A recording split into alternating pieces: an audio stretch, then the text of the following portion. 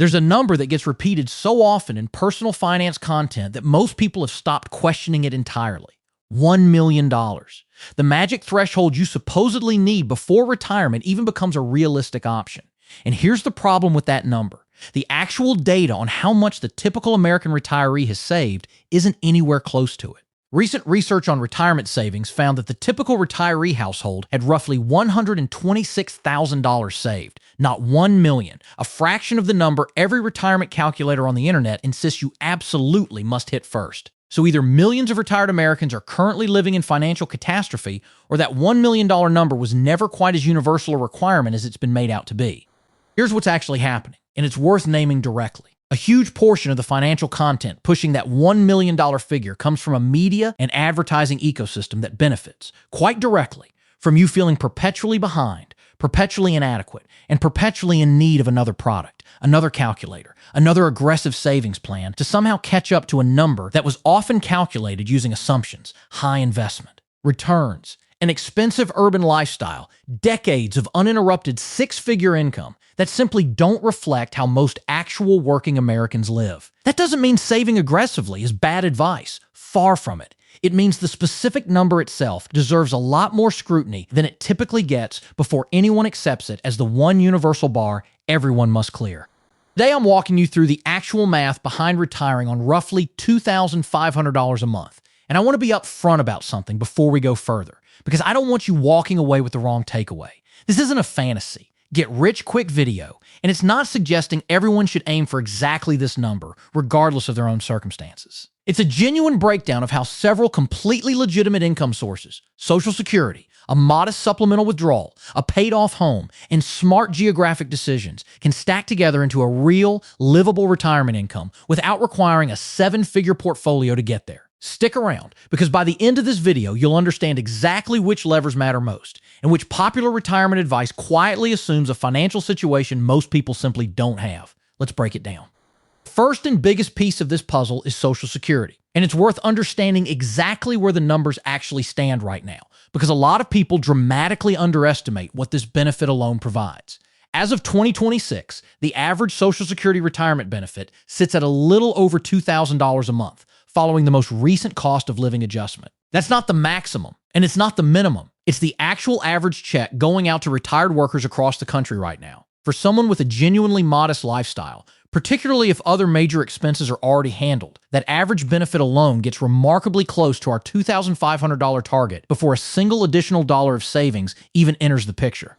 Here's the lever most people completely overlook, though, and it's genuinely one of the most powerful, cost-free decisions available in the entire retirement planning conversation: the age at which you actually start claiming that benefit. Claim Social Security at 62, the earliest possible age, and your monthly check gets permanently reduced, sometimes by around 30% compared to waiting until your full retirement age. Delay claiming all the way until 70 instead, and your monthly benefit grows substantially higher than your full retirement age amount, an increase that's completely guaranteed, completely risk-free, and locked in for the rest of your life once you start collecting. For someone in reasonably good health, with any flexibility at all, and exactly when they stop working, that delay can be the single highest return decision in their entire retirement plan, meaningfully more impactful than almost any investment choice they could make in the meantime. It's also worth understanding the actual mechanics behind why this delay works so powerfully, rather than just accepting it as a general rule of thumb. Social Security is fundamentally designed around the concept of actuarial neutrality, meaning the system attempts to pay out roughly the same total lifetime benefit, whether you claim early and receive smaller checks for longer, or claim later and receive larger checks for a shorter overall stretch, based on average life expectancy calculations. The catch, and it's a genuinely important one, is that this calculation is based on population-wide averages, not your own specific health and family longevity history. Someone with a strong personal and family history of longevity, generally healthy, with parents and grandparents who lived well into their 80s or 90s, is mathematically more likely to come out ahead by delaying, simply because they're more likely to collect that larger check for a genuinely long stretch of years. Someone with significant health concerns or a family history suggesting a shorter life expectancy may reasonably come out ahead, claiming earlier instead. This is precisely why blanket advice to always delay isn't quite right either. Your own specific health outlook is a genuinely important part of this particular calculation. The second piece of this puzzle, and genuinely one of the most underrated variables in the entire retirement conversation, is housing. Specifically, whether your mortgage is paid off by the time you actually retire. Housing consistently represents the single largest line item in most household budgets, often eating up close to a third of total spending for working-age households. Walk into retirement with that mortgage fully paid off, and you've just eliminated the single biggest recurring expense most people carry throughout their entire working life, dramatically lowering the actual income you need to comfortably cover your monthly bills. This is precisely why two retirees with identical portfolio sizes can experience wildly different levels of financial comfort. Because one is still sending a substantial mortgage payment out the door every single month, while the other, having paid off their home years earlier, is only responsible for property taxes, insurance, and basic maintenance. If you're not there yet, and retirement is still a handful of years out, prioritizing that final mortgage payoff before you actually stop working is genuinely one of the highest impact financial moves available to you, arguably more valuable dollar for dollar than squeezing out marginally higher investment returns during those same final working years, simply because it directly and permanently reduces the income you'll actually need to draw down every single month for the rest of your life. The third piece is your supplemental savings withdrawal. And here's exactly where the psychology around needing a full $1 million starts to genuinely break down under closer scrutiny. Financial planners commonly reference something called the 4% rule, a widely used guideline suggesting you can withdraw about 4% of your total portfolio value annually, with a reasonably strong likelihood of that money lasting through a multi-decade retirement. Notice what that math actually implies when you flip it around. You don't need $1 million to generate meaningful supplemental income. You need enough saved specifically to fill the gap between your other reliable income sources, Social Security, plus a paid-off home, and your actual target spending level. If Social Security alone is already providing somewhere around $2,000 a month, and your target is $2,500, you only need your savings to generate roughly $500 a month, or about $6,000 a year. At a 4% withdrawal rate, that requires a portfolio of somewhere around $150,000, not $1 million, a number that's dramatically more achievable for a huge number of people who've spent years assuming full retirement was permanently and completely out of reach for them specifically. It's worth being honest about the limitations of the 4% rule too, rather than presenting it as some kind of guaranteed formula. That guideline was originally built around historical market returns over rolling multi-decade periods, and it generally assumes a fairly conservative, diversified mix of stocks and bonds, along with genuine flexibility to slightly trim spending during years when markets happen to perform poorly. Some more conservative financial planners today favor a slightly lower withdrawal rate, somewhere closer to 3.5%. Specifically to build in a bit more of a safety margin, particularly for anyone retiring earlier and therefore needing that portfolio to realistically last for a longer overall stretch of decades. The core principle still holds either way. A smaller supplemental portfolio can meaningfully cover a real income gap. It simply means being honest with yourself about exactly how much cushion you personally want built into that specific number. The fourth piece is geographic arbitrage, a phrase that sounds complicated but describes something genuinely simple. Deliberately choosing where you live in retirement, based specifically on cost of living, rather than simply staying wherever you happen to work during your career. The exact same fixed monthly income stretches dramatically further in a lower cost area than it does in an expensive major metro, and the gap between the two is often far larger than most people initially assume. Beyond simple cost of living, it's also worth knowing that a number of states don't tax Social Security benefits at the state level at all, and several go further, imposing no state income tax whatsoever, which can meaningfully increase how far your exact same fixed income actually goes once state tax obligations are removed entirely from the equation. This doesn't necessarily mean uprooting your entire life and moving somewhere unfamiliar, but even relocating within your current region, from an expensive urban core to a more affordable surrounding town, can shift your realistic retirement number by a genuinely significant amount without changing a single other variable in your plan. It's worth thinking through this decision carefully rather than chasing the single cheapest zip code you can find on a map, because cost of living is only one piece of what actually makes a retirement location genuinely work for you personally. Proximity to family, access to quality healthcare providers, a community where you actually feel connected and engaged, these matter enormously for long-term well-being in ways that a spreadsheet comparing rent prices simply can't capture. The goal isn't relocating purely to chase the lowest possible number. It's being genuinely intentional about where your money goes furthest while still landing somewhere that actually supports the kind of retirement life you actually want to live day to day. The fifth piece is healthcare.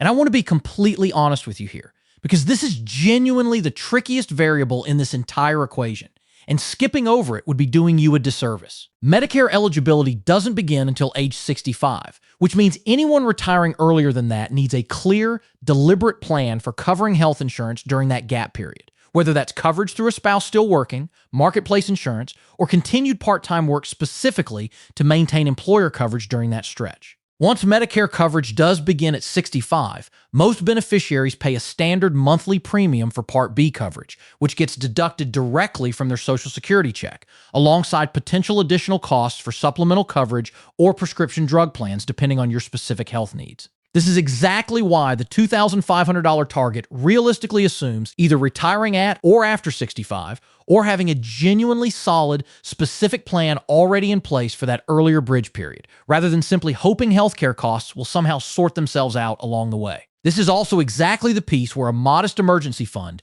held completely separate from your regular monthly income plan, genuinely earns its keep. Even with Medicare coverage active, out-of-pocket costs for things like dental work, vision care, or an unexpected hospital stay can arrive without much warning, and having even a few $1,000s set aside specifically for these situations prevents a single bad health event from derailing an otherwise well-constructed monthly budget. Think of this fund less as part of your regular income plan and more as a dedicated shock absorber sitting quietly in the background. They're specifically for the years when you need it and completely untouched during the years when you don't. The sixth piece, and one that doesn't get nearly enough attention in mainstream retirement planning content, is what's sometimes informally called barista FIRE, a strategy where retirement doesn't necessarily mean the complete and total end of all paid work, but rather a meaningful, deliberate scaling back to part-time or lower stress work that covers a specific, modest income gap while providing benefits, like healthcare access along the way. Even a relatively modest amount of part-time income, somewhere in the range of $500 to $1,000 a month, can dramatically reduce how much your portfolio actually needs to cover on its own, while also keeping you socially engaged and mentally active during a major life transition that a lot of retirees, somewhat surprisingly, find genuinely difficult to adjust to when work stops completely and suddenly all at once. Now let's actually put all 6 of these pieces together and look at what a complete, realistic example might genuinely look like. Imagine a retiree who delayed claiming Social Security until closer to their full retirement age, or slightly beyond, bringing in roughly $2,200 a month from that benefit alone. Their home is fully paid off, eliminating what would otherwise be their single largest monthly expense. They've built a modest supplemental portfolio of somewhere around $100,000 to $150,000, generating an additional $300 to $500 a month through a conservative, sustainable withdrawal rate. And they've made a deliberate choice to live in a moderately affordable area rather than a high-cost major metro, which stretches every one of those dollars considerably further than it would have in a more expensive location. Stack all 4 of those pieces together, and you land somewhere very close to that $2,500 monthly target, achieved through a completely different, considerably more realistic financial path than the standalone $1 million portfolio number that dominates so much of the mainstream retirement conversation.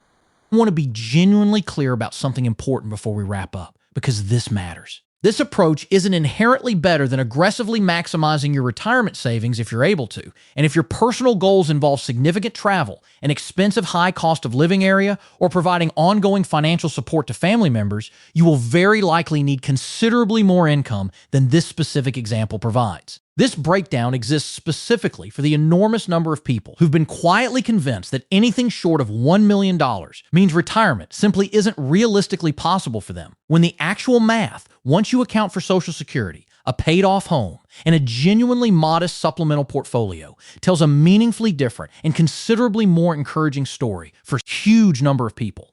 One more honest note here, because it matters. I'm not a licensed financial advisor, and your own specific numbers, health situation, and personal goals absolutely should shape your own individual plan, rather than simply copying this example directly and assuming it applies perfectly to your exact circumstances. A conversation with a fee-only financial planner, someone paid directly for their advice, rather than earning a commission on financial products they happen to sell you, is genuinely worth the investment if you're seriously mapping out your own specific retirement number, particularly around the healthcare bridge period, and the exact optimal timing for claiming your own Social Security benefit.